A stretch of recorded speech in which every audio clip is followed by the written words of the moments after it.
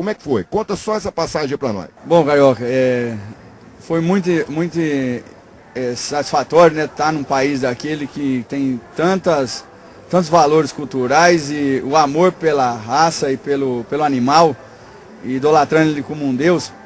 É uma coisa que me tocou muito, porque a gente eu fui criado com uma referência comercial do gado. E lá eu aprendi a ver o gado um pouquinho mais com essa parte de sentimento. Apesar de a gente ter essa paixão, tudo se resume no empreendimento onde se tem investimento, se busca lucro e eficiência. Então, na Índia, depois dessas palestras, fiz um network de amizade muito interessante lá dentro. Existiu o interesse de alguns empresários indianos de imediato após as palestras que ministrei lá dentro, que foram 3, num congresso internacional do Ongole, da raça Ongole em Hyderabad. Convite de poder fazer alguma coisa pelo banco de germoplasma que ali estava, né? Então antes de apresentar qualquer proposta ou antes de me antecipar em algum interesse, eu quis conhecer a Índia no interior dela. E viajei por todos os vilarejos do estado de Andhra Pradesh, onde existe o Nelore. E muito interessante lá a regionalização das raças, por uma questão que eu acredito um pouco em alguns momentos geográficos e outro pouco pelos dialetos que são muitos falados lá. E a gente acaba percebendo que se preservou o gado na regional por causa também do dialeto. Então a pessoa hoje ainda não consegue conversar sobre todos os assuntos com pessoas que são vizinhas, né? E são do mesmo nacionalidade. Então uma coisa interessante. E viajando ali eu tive um intérprete que conversava dentro do estado de Andhra Pradesh 18 dialetos. Então ele me facilitou muito o trânsito de informação, a parte de manejo que eles tinham com gado, os hábitos que existe com o próprio manejo dentro da residência, o que me chocou muito assim, nos vilarejos mais simples, a vaca é tão venerada que o primeiro cômodo da casa é da vaca, e não é de ninguém mais. Então não se tem carro. Não chota ela, né? Não. Ela entrar, ficou ali, né? Justo. Então foi uma passagem muito interessante. E no retorno a Hyderabad, eu tive um contato com alguns empresários e aí acabei fazendo uma posição clara, que existia a possibilidade de importação de algumas cabeças, não seria fácil achar animais interessantes que pudessem vir agregar alguma coisa. E hoje ainda a gente discute o resultado disso, mas há animais super interessantes em questão de caracterização racial, que adquirimos lá depois de alguns anos.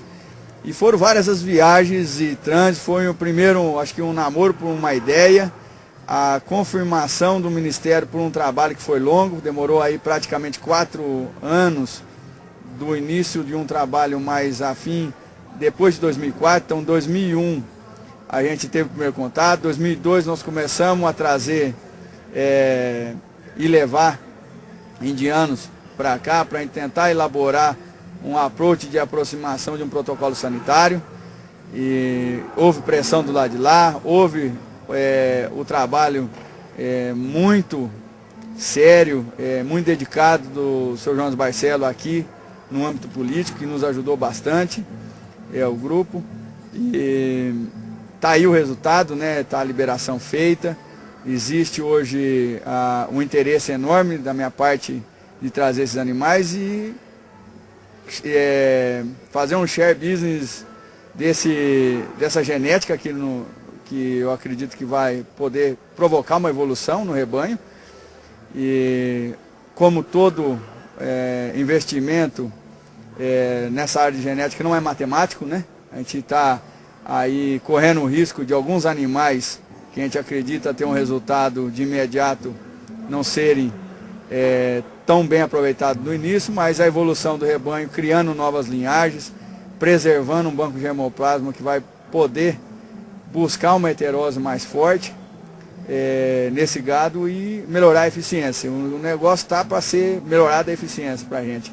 Me diz uma coisa, está o seu grupo, está você representando a empresa de vocês, né, a central de embriões e sêmen, né? E Quem mais está lá? Tem quantos grupos de brasileiros, de empresários brasileiros ou pessoas físicas brasileiras? Como é que está o movimento de brasileiros lá para tentar fazer importação, procurando material para trazer para cá? Que você conheça, tem quantos grupos formados de brasileiros lá fora para trazer material para cá? Eu tenho conhecimento de 3 somente dentro da raça Nelore, Carioca. Todos estão muito dedicados desde o início a fazer isso daí e todos estão muito unidos, né? Então acho que o resultado desse trabalho no fim vai ser muito bem comemorado entre todos os que cada um teve uma história de sofrimento e dedicação dentro do processo de compra, de legalização, de relacionamentos internacionais, cada um com as suas facilidades, cada um com as suas dificuldades, mas o pecuarista brasileiro, como está no sangue dele, audácia pura, né? Foi uma pecuária que desenvolveu com 0 de subsídio, pelo que eu conheço, governamental, e está aí essa pecuária maravilhosa, de eficiência e desfrute almejado por tantos países que não têm o sucesso ainda, né, que possivelmente vão atingir, mas nós com essa pecuária jovem, né, e com fruto de pura dedicação. Muito legal, isso é uma coisa muito interessante que acontece quando a gente está fora da nossa terra, mesmo fora do nosso estado que a gente nasceu, e principalmente quando a gente está no exterior, né? A gente encontra um conterrâneo, a gente é igual o sujeito que está náufrago, né? Ele está no meio do oceano, ele encontra uma tábua, é aqui mesmo, né? Aí, pô, esse encontro dos parceiros lá fora, ainda mais numa região agreste, igual deve ser o interior da Índia, né? Essa união é muito legal, a gente encontrar um patrício, ainda mais no mesmo ramo, é muito interessante.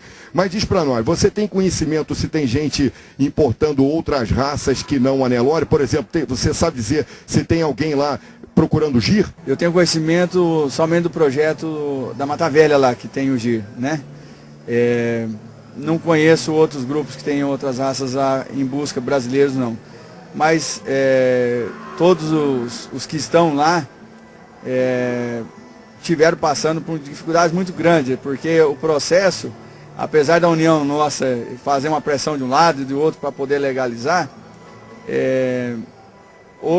teve que haver um approach de aproximação dos governos. Então houve inclusive, e eu tive a grata satisfação de participar, numa reunião com o Roberto Rodrigues, trouxemos o ministro da Índia para cá, e teve lá o Orestinho nessa reunião, teve o Jonas, teve o Abelardo Lupion, né? Todo mundo participando para que isso aí andasse. E após ainda sancionado o acordo imediato ali, verbal e não como um processo ainda, já de lei, né, um decreto-lei,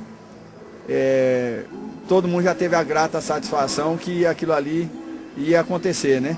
Eu gostaria agora que o Pilto explicasse aqui para o nosso público telespectador quais são os entraves, quais são as barreiras que existem desse comércio da Índia para cá com o Brasil, tanto da parte da Índia, de exigências que fazem em questões de resguardar material genético para que ela detenha ali a base do Nelore, e também as exigências sanitárias que tem da parte deles e da parte nossa aqui do Brasil, para que esse material entre aqui no país, tanto embriões, sêmen, animais vivos. Gostaria que você falasse mais desse trabalho aí, da tramitação para se fazer essa liberação de todo o material da Índia para o Brasil. Por favor, Pilto. Carol, que nós tivemos que, no início, aprovar a estrutura com a parte de biossegurança, acordando com o International Stand da OIE, com a Organização Internacional de Epizotia, né?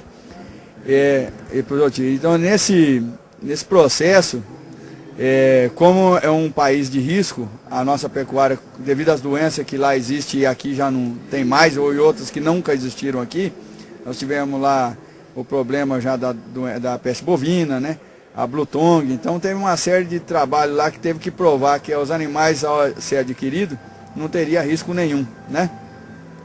E só foi aprovado embrião, nunca vai poder trazer o sêmen devido ao risco e nenhum animal, né? Então nós fomos comprar esses animais lá, adquirimos primeiro, para poder saber a dimensão que poderia ser o projeto, se associava, se não associava, com uma central já legalizada de sêmen, para tentar transformar ela para embrião seria um pouco mais fácil. Mas eu e o meu parceiro lá acabamos